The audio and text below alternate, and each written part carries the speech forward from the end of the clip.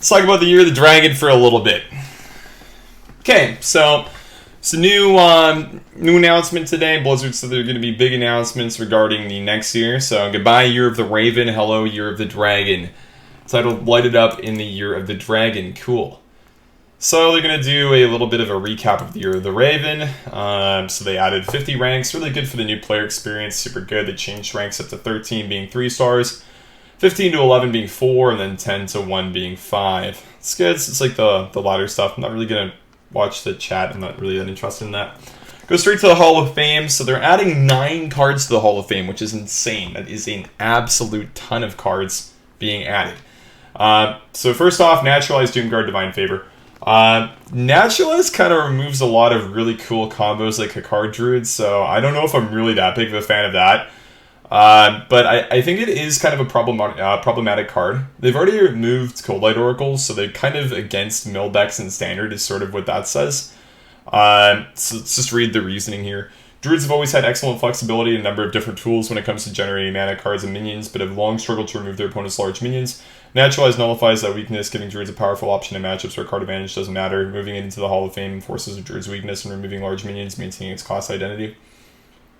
That's fine. Yeah, I think I would agree with that.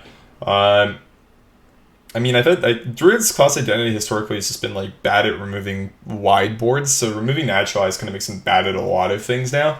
And a lot of Druid cards have been nerfed, so I'm kind of curious if the class will still be strong in Standard moving forward. In Wild, it's still fine, like there's nothing wrong with it, and we'll still have all these cards, of course, because Hall of Fame doesn't affect Wild.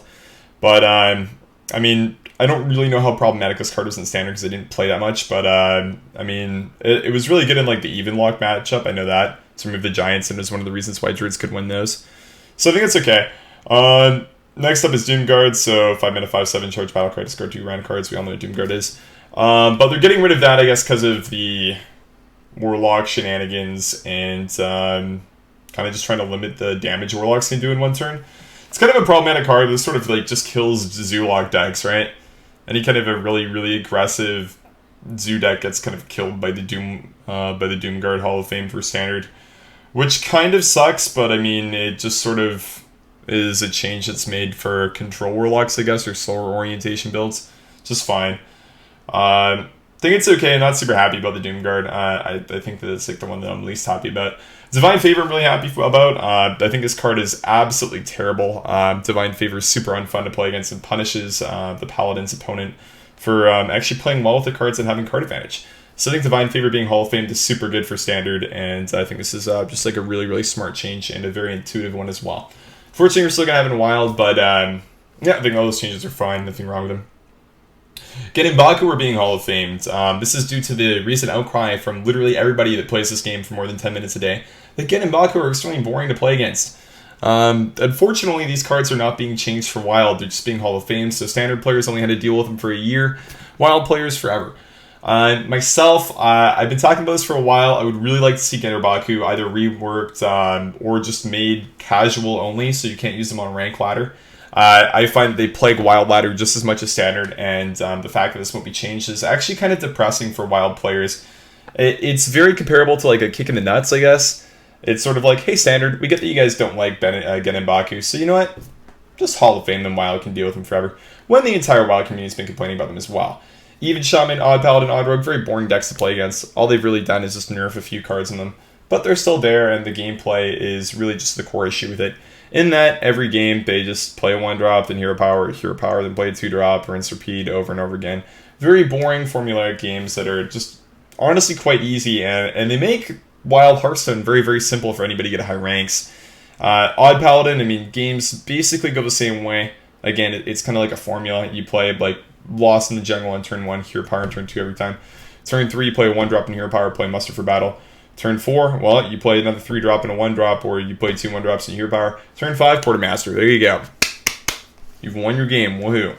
And that's literally every game you play. Basically, the skill in the deck is playing around AoE cards and trying not to commit too many resources, but all you do is you really just smash your hero power button and win. It's super, super boring to play against again, because every game is literally the exact same. Very, very powerful mechanic that will only continue to get stronger. So I'm really, really disappointed that Blizzard hasn't gone ahead and changed this. So what I've been thinking about is maybe just make them start in your hand every game. So you could still play your even odd decks if you want, but it would make them significantly worse because you would have, one bad card in your opening hand every game, which I think is pretty fair for a very consistent, overpowered hero power.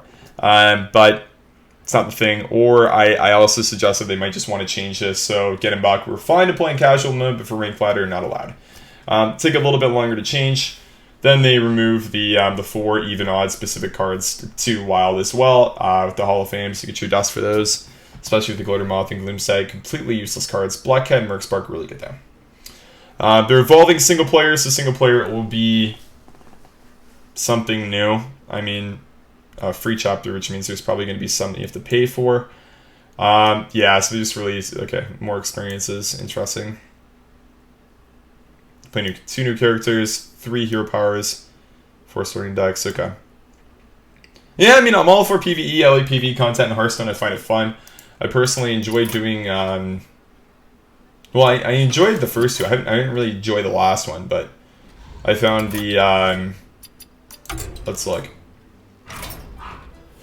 So I didn't find Rosticon's Rumble that interesting, but I thought that, Witchwood's Monster Hunt, Boomsday Projects, Kobold's Catacombs dungeon runs, and then Monster Hunt was kind of cool.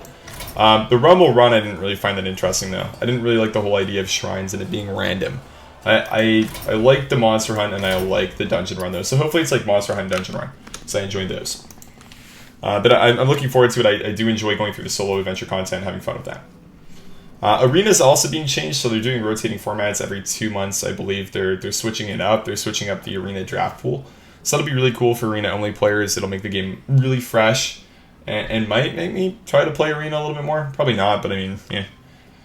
The first expansion will be basic, Max Ramus, Whispers of the Old God, Mean Streets of Gadsden, and Witchwood. So they're really mixing it up big time in Arena, which is pretty sweet, and honestly I'm really happy for exclusive players because they've kind of got jack shit forever, sort of like Wild. It's like the dumpster format, right? But Arena's been getting more love, so hopefully Wild does too. Yeah, happy for them about that. I don't really care about Firesides, and so you can reroll Legendary Quests, which is really good. I personally have 2 that I haven't done yet. I haven't done my Monster Hunt one, and I haven't done my Tavern Brawl one, because I don't like to play Tavern Brawls, really. That's good. Random card back option, pretty big fan of this. I got a lot of card backs, and I don't really use them all, so the random one will be pretty sweet. Deck Builder, something interesting. You can work towards your golden heroes playing Arena. Again, cool for the Arena players. Free packs.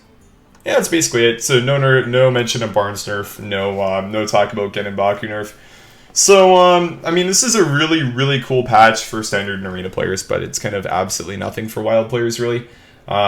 Literally no change to the game for anybody that plays Wild at all, right? Just a few more cards are being Wild exclusive. We had about like 3, 4, maybe even a month ago now. A month ago or so, Ixar, so one of the game's lead designers, is actually talking about looking at changes for cards like Gen, Baku, and Barnes. And I guess they've kind of come to the conclusion they don't really matter. Even though if you look at the guy who won the Wild Open, in his first and second set, he literally just top decked Barnes on turn 4 twice and won those games. So you can kind of carry a large amount of the Wild Open's winners' success over to just drawing Barnes on turn 4. Because it kind of went 1 in 2 games. One in his first best of 5, and the second one in his second best of 5. So you can kind of credit Barnes pretty heavily to that guy winning the Wild Open. Just because he drew Barnes on turn 3 and then turn 4. Coined it out in turn 3 in the very first game of the Open. Super funny. Won the game instantly.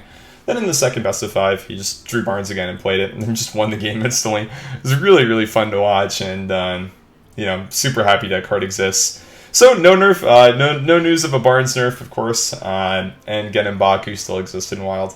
So overall, I think this is a really good update for Standard and Arena, and a big kick in the nuts to anybody that likes to play Wild. So this is basically just trying to push us away, I guess, from the format, which is fine. I'm still going to be playing Wild, probably about like an hour or 2 a day to just get content for YouTube, have fun with ladder. I'm not really going to be trying super hard on it, and focusing more on Standard with the Open Cup system is kind of what I'm going to be doing.